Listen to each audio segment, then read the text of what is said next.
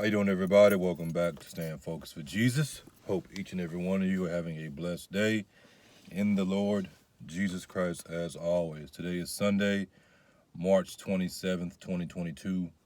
Sunday, March 27th, 2022. Trials, tribulations, suffering. Since my door's open, hold on. Must be this one. Okay. Yeah, when I was growing up, I didn't know what struggling was.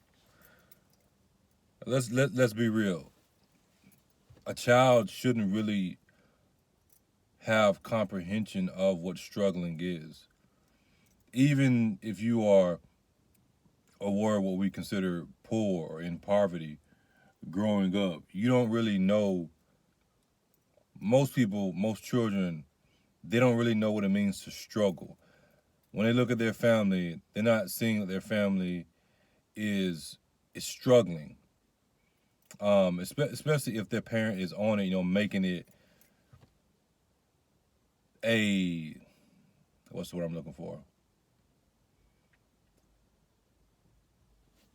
A lot of times a parent can take a bag of beans and they can make a whole meal out of it and make it look like it's a 5 course meal if you know what you're doing. And so a child, if they don't know any better, if they're ignorant to a lot of things, they're not going to be looking at that and say, yeah, we struggled. If they had a solid childhood and their parents were there, they're not going to be like, yeah, we struggled until they compared to somebody else. And even somebody that's well off, they could have a childhood where they're struggling and it just looks like they're in this position of prosperity. But overall, we know what poor is, we know what poverty is. But when I was growing up, I didn't know what it meant to struggle. I didn't. I don't apologize for that. Oh, you didn't go through the struggle. Well, I did go through the struggle. I just went through the struggle in my own time period in my own life. Um, I don't apologize for not growing up in the hood. I don't apologize for being raised up around different cultures. I lived in Germany, which is interesting because, Germany, Europe is on the map right now, or I should say in the forefront, 3 different times. I don't apologize for that. I don't apologize that haven't really missed a meal. It wasn't until later in life that you could say, I missed a meal, but that's when I became older and, you had your own responsibilities. And that was more so being married. That's a different level of responsibilities. Being married and having children was like, okay, the money ain't how it was before, so we gotta cut back on this, we gotta cut back on that. Hey, it's a beans and rice type of week. I've been there. But it wasn't in my ignorance. It was when that ignorance was taken away. But I didn't grow up struggling, y'all. Now, my wife, she grew up poor. She grew up poor. She grew up in what we call poverty. We talking about houses that she lived in that she would say herself was uninhabitable. Having not having running water. It's like if she was in a third world country, she would have survived because how she was living at particular point in time in her life at a younger age, it was third world conditions. I didn't grow up like that, but my wife did.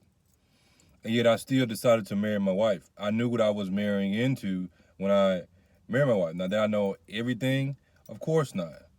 But I wasn't marrying her because of her situation or the situation that she was in. Because when she got of age, she got up out of there. She went to the military and stuff like that. Um, but I knew certain things. I didn't know the whole gist, but I knew certain things. I was marrying her for who she is in Christ. Not because of the circumstances or situations or the trials and tribulations that I did know about that I was going to have to go through. You see what I'm saying? Um, and it wasn't until she told me this story, I think like yesterday, something like that, day before, I want to say day before yesterday. It wasn't until one of her friends asked her a question about a food stamp card or something, and she started to realize like, dang, we are poor. We are living in poverty. As a child, she didn't know that. But when that knowledge comes in, in here and here, right? That ignorance is gone. You're like, dang, we are poor. We are struggling. Oh, no wonder mom is doing this. Oh, no wonder your dad is doing this. Because we are poor. We are in poverty. We are struggling. We are struggling mightily. No wonder we eat this stuff. But then when I go to, speaking of my wife, go to Louisiana, they're eating, you know what I'm saying, a feast. And then I come back home, we're eating rice with sugar every day. Yes, true story. My wife will tell you that she will attest to that she hated rice because she ate it so much. Rice with sugar. I'm like, dang, because that's what her daddy liked. He was the king of the household, so hey, you know, it is what it is. Not saying they ate other stuff, but when you have a childhood memory and something sticks, you know that you eat something so consistent, you're like, well, dang, why we keep on eating this? Well, because you were poor. You were living in poverty. But I believe and I know that those trials and tribulations, those struggles that she went through, they helped mold and make her into who she is today, into the woman that she is today. And so you have two people on completely different spectrums of life. Now, I wasn't Donald Trump rich, but in comparison to how she was living, it was like I was living like Donald Trump. I was eating foods growing up that I'm like, oh yeah, I've been eating that. You know, because of the environment and the cultures and stuff I was around. Y'all know that you know, some of you don't know, but Germany got the best ice cream. I'm talking about that real live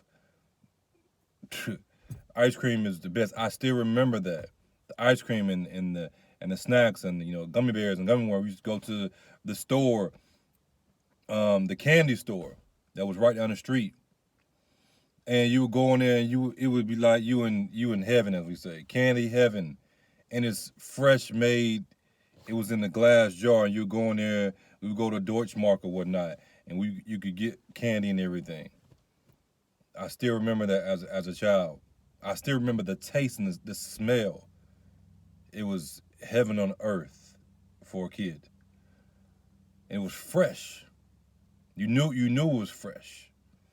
But that's how I grew up. Fast forward,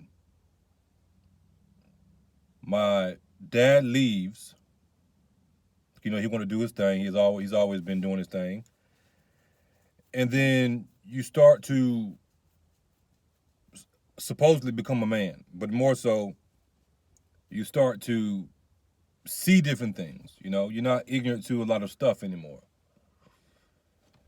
And then you see, for me personally, your mother struggling to pay the bills and working 2 jobs, you know, 40 hours and working overtime, working this and working that. You're like, dang. So on the outside, it don't look like you're really struggling like that. But inwardly, now you're seeing the struggle because you're supposed to have that family structure. That's the way it's supposed to be. Not supposed to be where these women are out here the way they are. Not supposed to be where women are. They've taken independency and they gotten prideful with it. You're proud to be raising men, boys into men, and girls into women by yourself. You're exalting yourself in that idolatry because of a decision that you made. Let's be real here. Most single family homes are a result of what? 2 people coming together and laying down in sin. 2 people, male and female, coming together and laying down in sin and having a child. Oh, it's not working out. Now the child has to be punished. And then you have women, because most of the women, they end up being the ones that's raising the child, right, or the children.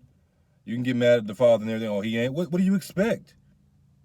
What do you expect? If they don't get along with you, then why in the world would they want to be around you and also be around the children like that? Well, you can go get their children. Let's just be real. It is what it is. It is what it is. But then these women that are raising these children, instead of acknowledging like, yeah, I messed up, if they keep doing so, yeah, I probably should never have this child. It is what it is, though. They don't humble themselves. Lord help me. Lord help me do the best I can do. Lead some godly men and godly women in my life that can also be my children's life. They get prideful about it. For something that they did. Oh, I raised these children by myself. I did this and this, that, this and that. And they end up being glorified. You laid with somebody you had no business laying with and had a child. And now you're magnifying yourself in that. Where's the humility? Let's just be real here. I ain't saying don't go the other way. I ain't saying the men that have also laid with these women don't have responsibility. Obviously they do. But my mom, when my dad left, I saw her struggling. We was becoming men. We didn't have no guidance. Even though our dad was there, he wasn't a father. And then he ended up leaving. My brother was young when he left. You can only imagine, and it's not even imagination, in that sense, because many of you have gone through that. The effects that has on a child. I was called into a position of almost being a man before I needed to be a man. I had a childhood, but I didn't really have a childhood. I had a childhood, but I didn't really have a childhood. And what I mean by that, yeah, I went out and I played and stuff like that, but I was, when people were out playing, me and my wife, we have a joke. I told her, I said, when you was playing, you was, what I'm saying, outside playing, I was changing diapers. I was out here changing my brother's diapers at a early age. I was, babysitting and watching him when I should have been out playing, and that led to a lot of frustration within me because I felt trapped. I want to go play with my friends, and I got to watch my brother. My brother, he wants to be he's younger brother. I think we're like 8, 9 years apart or whatnot. So I had to be a man before I had to be a man. Cooking and stuff like that, feeding him, my mama working and everything. And then when my dad really left, then I really had to step up the responsibility because mama was at work. And then I started to understand and see what struggle was. Oh, we're struggling.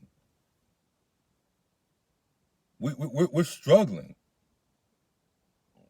The mama got to be gone all these hours of working and stuff like that, and I got to be here pretty much babysitting. When I'm a child, I want to do my thing. We're struggling. Then enters, and I've always been wise beyond my years. Then enters in, well, I'm not gonna be like that. I'm not gonna go through the same situation my mom is going through. I'm gonna do something to help this situation, also help myself, obviously. Then enters in the whole making and selling counterfeit U.S. currency. You see what I'm saying? So now you have a whole different level of struggle because I have to go to jail, have to go through all these different things in life. But me going through those things, they help mold me into who I am today. Not because I just strictly went through those situations, but because of the grace of God. That's the difference. A lot of people, they go through a lot of situations, but It'd be vain. What's the purpose? What's the purpose of you going to jail, and then you get out, and you still end up doing the same thing? Or what's the purpose of you going to jail? You get to say you go to jail, you get out, and you turn your life around, right? You're a solid individual, but you still end up going to hell. Vanity is vanity.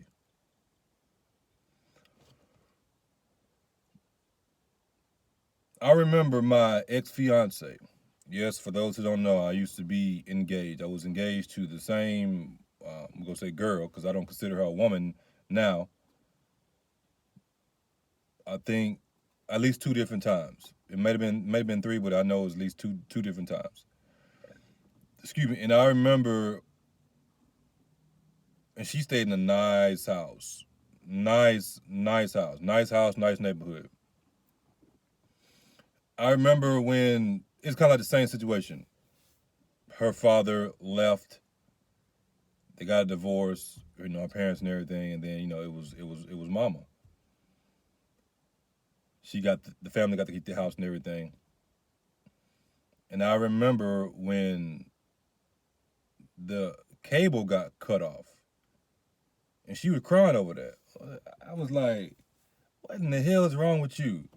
You crying over cable and this and that. You see what I'm saying?"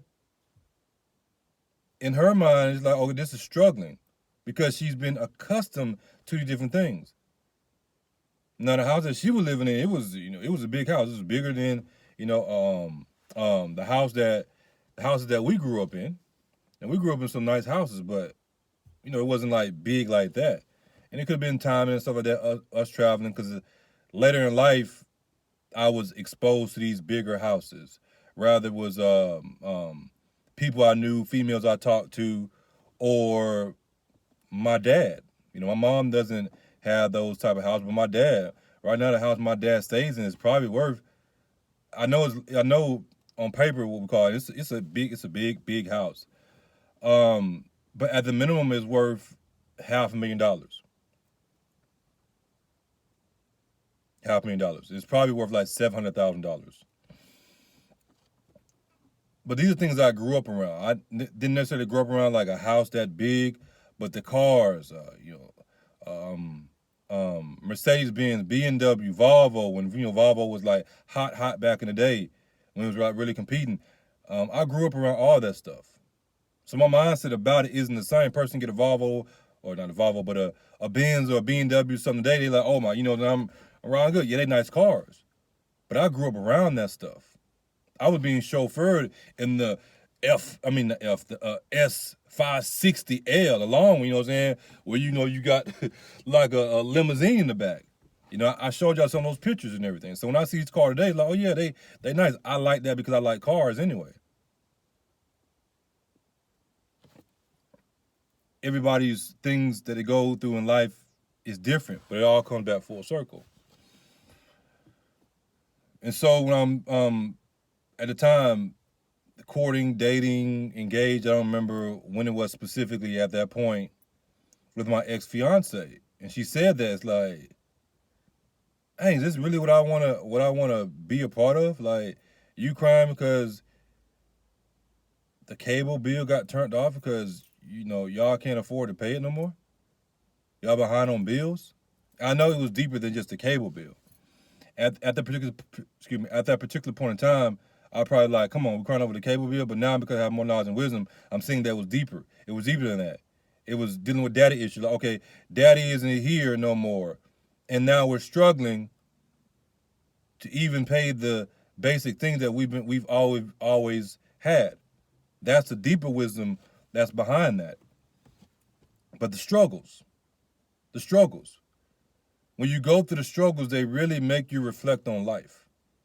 They really make you reflect on just everything.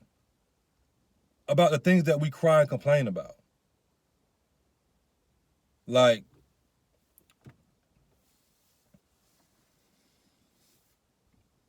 I've gone through some struggles. Many struggles since being saved, being born again. I've gone through many more struggles being married to my wife because of what I took on with her family. Some of you know about these different things, and some of you don't. Some of you know about the water, and all that other stuff. We have discussed that. But even in that, if I never told a person, they wouldn't know. They were like, "Dang, I didn't know that," because of what I went through before, going through those struggles, going through those trials, going through those tribulations, and not even just personally going through them, but being around different people. And ultimately, the Lord giving me that enlightenment and being like, you know what we complain about, what we think we're struggling with is not that bad. It could be worse. And I always remember that. It's cliche, but it's true. It could be worse. It could be worse. It could be worse. It could be worse. And throughout life, as I've lived, I learned, I've grown. Life did get worse in the sense of what we call physical prosperity. Physical prosperity. But it got worse, yet it got better because me being in those different situations, it made me realize like life is still good. Life is still good. Life is still enjoyable. And the point I want to make with hold on.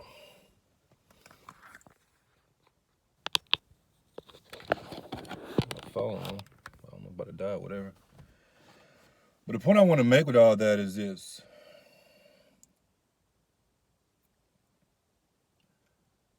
Right now, things are up, prices are up, and people are crying. Oh my God, which to a certain extent we all should cry because it shouldn't be the way that it is. But those trials and tribulations that you go through, they help forge you for situations like this. If I don't go through what I went through prior to all this, then am I really prepared for this situation? We know what's up. Gas is up, food is up, everything is up. But what approach are you taking to it? I still put gas in my vehicle. I still go buy food. I'm gonna still eat what I like to eat and like what I like to feed my family. Quality food. And I'm gonna continue to do that until I can't really do it anymore. In actuality, a lot of what we call, you know what I'm saying, black people. I don't know if my phone is dark on y'all then, but I think it's overheating because it got dark right here. We call so-called black people, right? We've been struggling overall. I ain't talking about all of us, but we've been struggling. We've been having to make meals pretty much out of seemingly nothing. Not having running water and having to go get water or uh, lights being turned off and all these different things. House not in the best condition. Clothes, shoes, whatever. Those situations have helped prepare us collectively for what's currently going on and what's going to continue to happen. Those struggles you went through, whether you are what we call black or what we call white, you went through to help you, and not only to help you, but help others to be able to make it through these situations. Because he's like, hey, my people have been doing this for thousands of years, and we have continued to survive. Oh, interest rate go up. I'm like, well, majority of black people can't even get those type of interest rate. You know what I'm saying? 3.5%. I think it's what 4.19 is gonna go like 4.25. Most black people aren't even in that conversation. Now other peoples are feeling it. Like, oh my God. We have to be realistic. We have to sit back no matter what situation we are in or what we have been through. and be like, you know what? This is more of a priority. This is more important. And with everything going on, that's probably one of the most important things that any of us can take. That's a time. It's a time to reflect on priorities. Once you reflect on those priorities, then everything else, like, hey, it is what it is. And if you could still be successful in this environment, then you could do that righteously. But when you stressing out over stuff that you don't really have no control over because you don't want to go through the struggles, or maybe you didn't go through your trial and tribulation, your struggles before, so that when this situation happened and these different situations happen throughout mankind, you're not prepared for it and you fall apart. Because most people, they trust in what they have, they trust in the riches of this world, they trust in this world, they trust in the God of this world, they don't truly trust in the Messiah. And that, my brothers and sisters, is the problem. So with that being said, God bless each and every one of you in Jesus Christ's name. As always, stay focused for Jesus. And as you know, the truth is not debated, it is declared.